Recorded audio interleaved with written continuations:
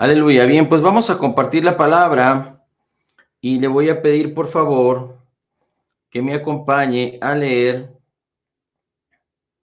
Hebreos capítulo 12. Vamos a leer Hebreos capítulo 12 y vamos a hablar acerca de la actitud de nuestro Señor Jesucristo. Dice así en el versículo 12. Recuerde que el capítulo 11 de Hebreos habla de los héroes de la fe, los héroes del nuevo pacto. Los héroes del viejo pacto. Habla de Abraham, habla de Moisés, habla de David, habla de todos aquellos que participaron en la fe en el antiguo pacto. Y el capítulo 12 de Hebreos, empezando por el 1, hace referencia a estos héroes. Dice, por tanto, puesto que tenemos en derredor nuestro tan grande nube de testigos, es decir, todos ellos, despojémonos también de todo peso y del pecado que tan fácilmente nos envuelve. Despojémonos de todo peso y del pecado que tan fácilmente nos envuelve. Dice, y corramos con paciencia la carrera que tenemos por delante. Puestos los ojos en Jesús, puestos los ojos en Jesús, el autor y consumador de la fe, quien por el gozo puesto delante de él soportó la cruz, menospreciando la vergüenza, y se sentó a la diestra del trono de Dios. Considerad pues aquel que soportó tal hostilidad, de los pecadores contra sí mismo, para que no os canséis ni desmayéis en vuestro corazón. Dice entonces que el Señor Jesucristo sufrió la cruz, soportó el sacrificio, dice, y menospreció la vergüenza.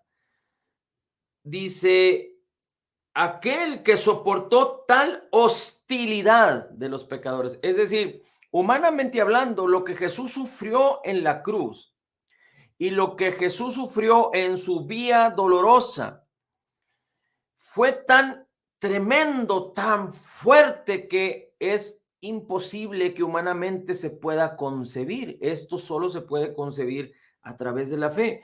Pero el Señor Jesucristo tenía un propósito, ¿cuál? Que el Padre fuera glorificado. Y Jesús vino a que la voluntad de Dios fuera glorificada, y él sabía cuál era su propósito. Así es que tenía en el más alto valor su propósito. Tenía en el más alto valor a su Padre. Jesús tenía los ojos puestos en su Padre, los ojos puestos en la voluntad del Padre, no en su propia voluntad, si quisiéramos hablar de Jesús como hombre.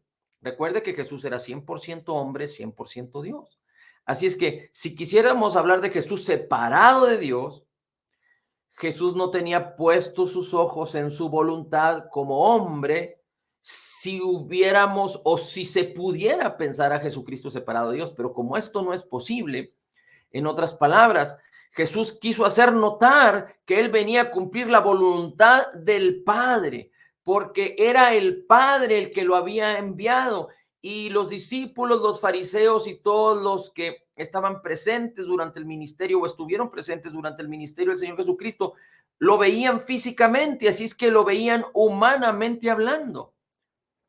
Y aunque Jesús, el Padre, el Hijo y el Espíritu Santo son uno, era importante que Jesús hiciera notar que él venía del Padre y que la voluntad del Padre era necesario que se hiciese. Así es que Jesús, viendo la gloria del Padre y viendo el propósito y la voluntad del Padre, el propósito del Padre para él, dice, no estimó o menospreció o desestimó la cruz, la vergüenza, dice. Él soportó la cruz y desestimó, menospreció la vergüenza. Aunque lo que soportó fue extremadamente fuerte, Jesús, dice la Escritura, menospreció la vergüenza. Y algo muy importante que tenemos que tener como fundamento es que para que nosotros no quedemos vulnerables. Recuerde que los creyentes, no solo los incrédulos, pero los creyentes, tenemos un enemigo. Y los creyentes debemos estar enterados y saber que el enemigo de nuestras almas quiere venir a hurtar, matar y destruir. Así es que Dios nos ha concedido grandes promesas para que participemos de su naturaleza divina, y Dios nos las dio. Por eso nos dio un nuevo espíritu creado en la justicia y santidad de la verdad, y nos dio el espíritu de Cristo que mora en nosotros. Es uno con el espíritu nacido de nuevo que tenemos, y nos selló con ese espíritu de Cristo, con el Espíritu Santo, el espíritu de la promesa, de tal manera que nuestro ser interior, nuestro espíritu es perfectamente como Jesús es. Y Dios nos dio grandes y preciosas promesas para que no solo en nuestro espíritu, sino en nuestra alma, en nuestros pensamientos, decisiones, voluntad, sueños, imaginación, podamos participar de la naturaleza divina, no solo en nuestro espíritu, en nuestra alma, pero en nuestro cuerpo y en nuestras acciones.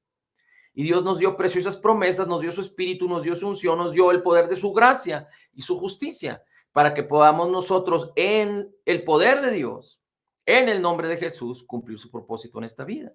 Pero si nosotros nos descuidamos, el diablo está al acecho. No tiene poder ni autoridad, pero con engaños y mentiras quiere persuadirnos para que nosotros dejemos de hacer 4 cosas importantes. Una de ellas es glorificar y tener a Dios como alta estima en nuestros corazones, al Padre, al Hijo y al Espíritu Santo. Este significa la palabra de Dios, la palabra de Cristo y la obra terminada, completa y perfecta de Jesús, y la voluntad de Dios, el propósito de Dios para nuestras vidas. Lo segundo es que Dios quiere, el diablo quiere que dejemos de estar agradecidos con el Señor. Lo tercero es que el diablo quiere que en nuestra mente, en nuestra imaginación, que nuestra mente sea puesta en vanidades, en problemas, en dificultades, y no en la gracia, en la victoria, en lo que ya Cristo nos concedió en su obra redentora. Y el diablo quiere también que nuestro corazón no esté asegurado, afirmado en la gracia, afirmado en Cristo. Así es que el diablo va a venir y está viniendo con una serie de engaños, con una serie de situaciones para que nosotros perdamos el foco, no seamos agradecidos, vaguemos en nuestra mente y nuestro corazón sea un corazón endurecido, débil, apático, incrédulo, un corazón malo de incredulidad. Ese es el objetivo del enemigo, del diablo, y eso es lo que el diablo opera. Como él es el príncipe de la potestad del aire, él opera en los hijos de desobediencia de esta manera y quiere hacerlo de la misma manera con los creyentes. Pero nosotros hemos aprendido que tenemos que tener a Dios como alta estima y a glorificarlo. Y la palabra glorificar también tiene que ver con la palabra magnificar. Pero ahorita vamos a eso. Así es que Jesús, teniendo en alta estima al Padre, desestimó el sufrir, la vergüenza. Recuerda que Jesucristo no solo padeció, fue, le dieron latigazos, bofetadas, le pusieron una corona de espinas, lo maltrataron hasta lo sumo, lo hicieron cargar la cruz, lo crucificaron, lo clavaron en la cruz, y después vino sobre él el pecado de toda la humanidad. Vinieron tinieblas, todas las enfermedades, todos los dolores vinieron sobre Cristo corporalmente hablando. Es decir, esto no lo hicieron, esto lo hicieron en parte los romanos porque lo acribillaron, pero sobre la cruz vino el juicio de Dios, porque había que pagar lo que se debía. Toda la humanidad estábamos en deuda con la justicia de Dios por causa del pecado. Así es que Jesús sufrió tal contradicción de pecadores, dice la Escritura, y Jesús salió victorioso porque dijo, consumado es, y después entregó el Espíritu, y sabemos que después de 3 días y 3 noches resucitó para nuestra justificación, y Dios lo exaltó hasta lo sumo. Pero dice la Escritura en 2 Corintios 5:21, que al que no conoció pecado, es decir, a Jesús, el apóstol Pablo dice, al que no conoció pecado, el apóstol Pedro dice, el que no hizo pecado, el apóstol Juan dice, el que no tenía pecado. Así es que el apóstol Pablo dice, al que no conoció pecado, por amor a nosotros, lo hizo pecado. Dios hizo pecado a Jesús en la cruz del Calvario. Así es que Dios es perfecto. Cristo era perfecto, puro, santo. Se humilló siendo Dios a ser hombre. Se despojó de sí mismo para ser hombre, no estimando su deidad, sino la voluntad del Padre, el plan redentor. Y se humilló siendo siervo. Y después sufrió el oprobio y la vergüenza. Fue hecho pecado el que era perfecto, el que no conoció pecado, el que no hizo pecado y en el que no se halló pecado. En la cruz fue hecho pecado, sufrió la vergüenza. Pero dice la Escritura, para Cristo, la palabra en el griego es cosa pequeña. Para Cristo fue algo tan pequeño, no en que no haya sufrido, pero claro que sufrió, no solo por los romanos, pero el juicio de Dios en la cruz. Pero él lo consideró así de pequeño porque él consideró, dice la Escritura, el gozo puesto delante de él. Dice, quien por el gozo puesto delante de él soportó la cruz. Él vio el gozo, magnificó el gozo, glorificó el gozo que tiene que ver con haber cumplido la voluntad del Padre, que tiene que ver con la exaltación que iba a recibir, porque Jesús sabía su compromiso, sabía el resultado de la cruz, pero sabía que iba a resucitar. Él mismo dijo, yo soy la resurrección y la vida. Después de 3 días y 3 noches resucitaré. Y Jesús sabía que iba a ser exaltado hasta lo sumo. Y así es que Jesús glorificó, magnificó el gozo, la voluntad, haber cumplido la voluntad del Padre, su persona, que él regresaría, sería exaltado, resucitaría. Y no solo eso, sino que Cristo Jesús vio el gozo y lo magnificó y lo glorificó en contra de la vergüenza y del sufrimiento, que lo consideró como pequeño por exaltar el gozo, no solo de lo que ya hemos dicho, pero también de que nos iba a justificar a ti y a mí y de que tú y yo íbamos a venir a Cristo. Es decir, el Señor magnificó, amplificó, se enfocó en esto y no en la vergüenza y en el sufrimiento. Ahora, vamos a leer otro versículo. Mira cómo dice Romanos 11:3. Romanos 11:3, hay una versión que dice así: a ustedes que no son judíos les digo, puesto que soy apóstol de los no judíos, es decir, soy de los gentiles, y le doy mayor importancia a este ministerio, y le doy mayor importancia a este ministerio. Mire cómo dice en la versión Reina Valera: yo soy puesto a los gentiles, apóstol a los gentiles, y honro mi ministerio. Honro mi ministerio. Pero mire cómo dice la palabra en el griego, en el Romanos 11:13. Dice, porque a vosotros hablo, gentiles, por cuanto a la verdad yo soy apóstol de los gentiles y mi ministerio glorifico. Hay otra versión que dice, y mi ministerio magnifico. Esa palabra glorifico o magnifico es la misma palabra que se usa en la escritura cuando el Señor Jesucristo, cuando el apóstol Pablo dice en Romanos 1, habiendo conocido a Dios, no le glorificaron como a Dios, ni le dieron gracias. Así es que Dios nos dice que debemos glorificar y magnificar. Ahora, mire cómo dice Romanos capítulo 8, versículo 18. Romanos capítulo 8, versículo 18 dice, pues considero que los sufrimientos de este tiempo, dice el apóstol Pablo, los sufrimientos de este tiempo presente no son dignos de ser comparados con la gloria que nos ha de ser revelada. Los sufrimientos que quizá hay personas que están sufriendo de una manera importante, o quizá hay personas que están padeciendo sufrimientos, pero dice el apóstol Pablo, los sufrimientos del tiempo presente, y no solo habla, aunque el apóstol Pablo cuando se refería a esto, se refería a los sufrimientos por causa del evangelio, pero cualquiera que estos sean los sufrimientos, dice, comparados con la gloria que nos ha de ser revelada, son así de pequeños. Dice, los sufrimientos de este tiempo no son dignos de ser comparados. Cuando nosotros nos enfocamos en la gloria de Cristo y en la gloria que tendremos en la eternidad, cualquier padecimiento, problemática. Dios no nos llamó a vivir en fracaso. Dios no nos llamó a vivir en escasez. Dios no nos llamó a vivir en enfermedad. Dios no nos llamó a vivir con relaciones rotas. Dios no nos llamó a vivir en depresión, en amargura, en condenación y en culpa. Dios nos llamó, por el contrario, a vivir en su gloria, en lo mejor de Dios, en la vida abundante, en la prosperidad, en la salud, en el bienestar, en el amor, en el perdón, en el gozo, en la paz, en la justicia. Pero si alguien estuviera sufriendo cualquier cosa de las cuales Cristo ya nos redimió, y aunque sufriera 30, 40, 50, 60, 70 años de su vida, dice el apóstol Pablo, los sufrimientos del tiempo presente son nada comparados con la gloria que ha de ser revelada, con la gloria que habrá de venir.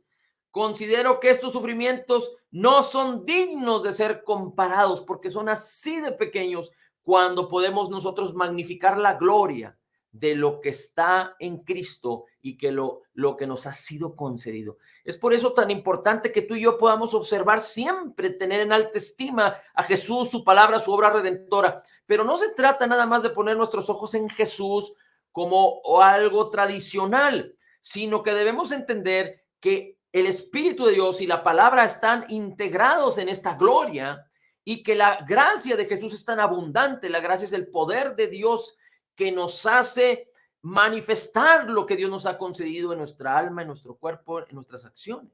La gracia es el favor de Dios sobre nosotros. Así es que el poder y la gracia de Dios nos transforman cuando nosotros renovamos nuestros pensamientos con la palabra. Y renovar nuestros pensamientos también tiene que ver con tener en alta estima la palabra, para que nuestros pensamientos sean renovados y que los pensamientos de este mundo no sean ni siquiera comparables con la gloria de los pensamientos de Dios, con la gloria de la palabra del Señor. Ahora, mira cómo dice la Escritura también en 2 Corintios 4, versículos 16. 2 Corintios 4, versículos 16. Por tanto, no desfallecemos, antes bien, aunque nuestro hombre exterior se va decayendo, sin embargo, nuestro hombre interior se va renovando día con día. Recuerde que no, nuestro hombre interior es uno con el Espíritu Santo, con el Espíritu de Cristo. Versículo 17. Pues esta aflicción leve y pasajera nos produce un eterno peso de gloria. Esta aflicción leve y pasajera, dice el apóstol Pablo, nos produce un eterno peso de gloria.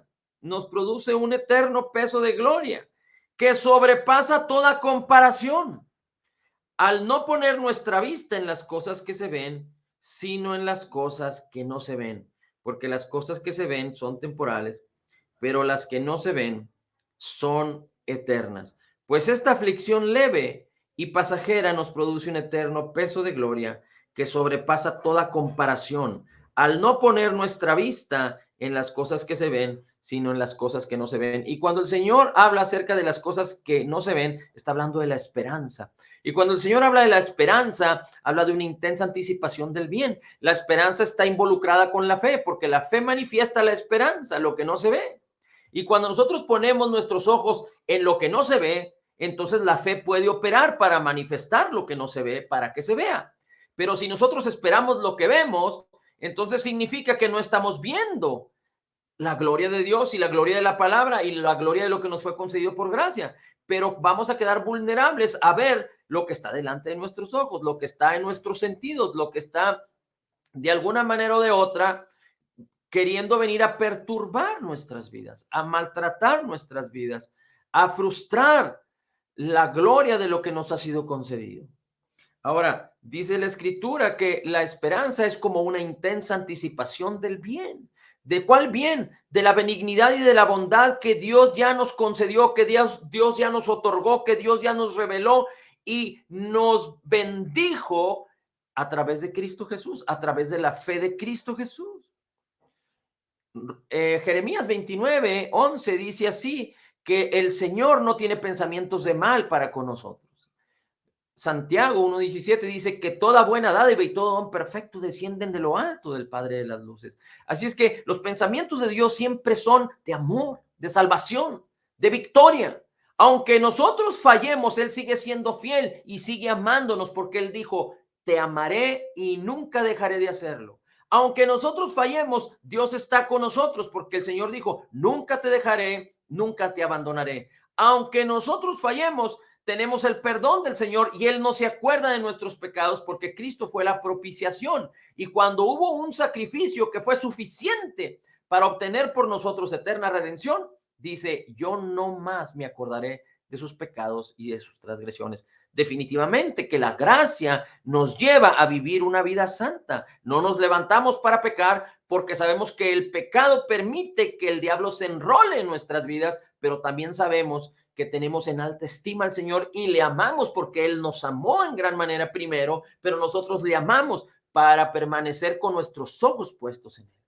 Así es que no debemos poner nuestros ojos en, en las cosas físicas y hacerlos tan grandes. Mire, le voy a dar dos testimonios y yo recordé, escuché este testimonio y escuché y después recordé algo que me sucedía a mí.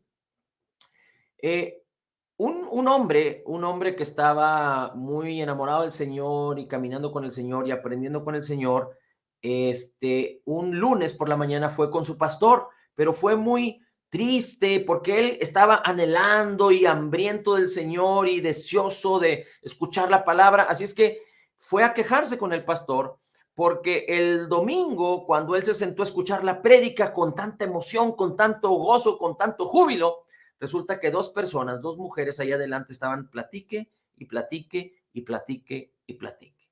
Así es que él no pudo concentrarse, él perdió de vista la enseñanza, él no pudo apropiarse de lo que Dios le quería entregar en ese domingo y fue prácticamente llorando a quejarse con el pastor, diciéndole que no había podido recibir por causa de esas mujeres. Y el pastor estaba confundido porque este hombre estaba haciendo algo tan normal, lo estaba amplificando. Y antes bien, en lugar de tener el deseo y de magnificar la predicación, estaba magnificando el problema que estaba delante de él. Así es que el pastor le dijo, bueno, pero ¿no consideraste el cambiarte de lugar? Y dice este personaje, dice, no, no, no, nunca lo pensé.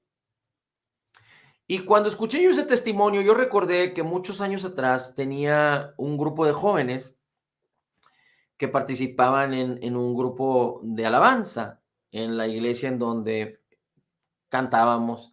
Y en aquella ocasión recuerdo que, pues, usted sabe que los jóvenes son muy inquietos, son muy, digamos, que se desesperan, no ponen atención, pero le estoy hablando de quizás hace 20 años atrás. Y mi propósito era de que ellos fueran un testimonio, porque ellos cantaban, pero mi propósito era que ellos fueran un testimonio a los demás. Pero yo trabajaba o caminaba mucho por esfuerzo humano y no conocía todas estas cosas. Así es que estuvimos ministrando la alabanza y cuando bajamos del lugar donde estaba la alabanza y que empieza la prédica, algunos de los muchachos, yo estaba sentado atrás, algunos de los muchachos no traían Biblia y algunos de los muchachos estaban platicando unos con otros. Bueno, a mí me sucedió lo mismo. Me enfoqué en lo que ellos hacían de tal manera que nunca escuché la palabra. No, me perdí la palabra, me perdí lo que se iba a predicar por estar vigilando y estar magnificando lo que ellos hacían de tal manera que en los días posteriores cuando teníamos ensayo, yo estaba molesto y regañándolos por causa de su actitud. Y aunque no es justificada una actitud de estar platicando, estarse distrayendo, pero tenemos que enfocarnos en Cristo. Y si yo quiero cambiar la vida de los demás, yo no puedo ni intentar hacer a los demás como yo pienso que deben de ser, ni puedo manipularlos, ni puedo imponerme, ni puedo intentar controlarnos, pero antes bien tengo que ser como la palabra del Señor dice. Tengo que compartir la luz del Evangelio, tengo que compartir las buenas nuevas, una palabra de sabiduría, una palabra de gracia que edifique. Tengo que actuar con benignidad, porque dice la Escritura que solo la benignidad es la que nos guía al arrepentimiento. Y si yo lo que buscaba era que ellos tuvieran una manera diferente de pensar, tenía que venir a predicarles y a compartirles y a tratarlos, no solo con amor, con gracia, con perdón, pero con benignidad, magnificando al Señor, magnificando al Señor. Desde mi conversión, cuando yo tenía 18 años, Dios tocó tan grande mi vida que siempre he magnificado en la mayoría de las veces. Esa ha sido mi intención y aunque no somos perfectos, pero caminamos hacia adelante creyendo en el Señor, pero el propósito que yo siempre he tenido en mi corazón y el corazón de mi esposa es magnificar a la persona divina de Jesús y su obra terminada, completa y perfecta.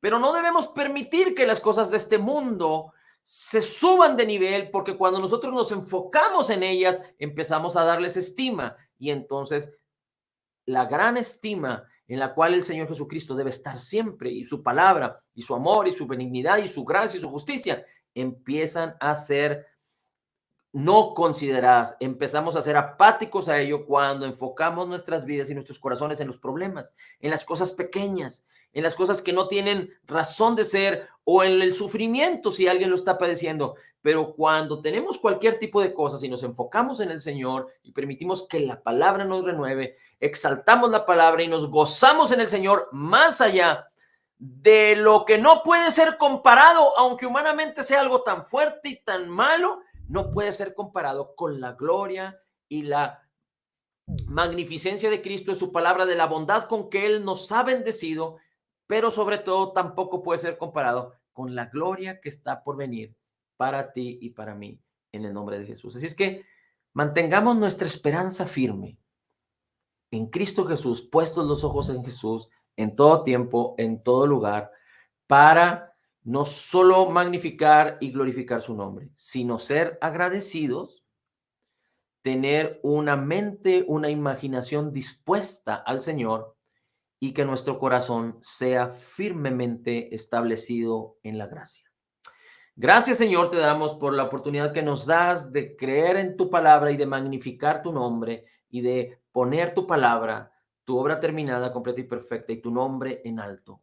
Gloria, honor y alabanza sea a ti, Señor. Bendito tu nombre. En Cristo Jesús declaramos que somos totalmente perdonados y sanados, perfectamente justificados, altamente favorecidos, profundamente amados, grandemente bendecidos. Somos más que vencedores en Cristo Jesús, porque como Jesús es, así somos nosotros en este mundo. Somos la justicia de Dios en Cristo Jesús, recibiendo de la abundancia de tu gracia y del regalo de tu justicia y declarando, todo lo puedo en Cristo que me fortalece. Amén, amén y amén.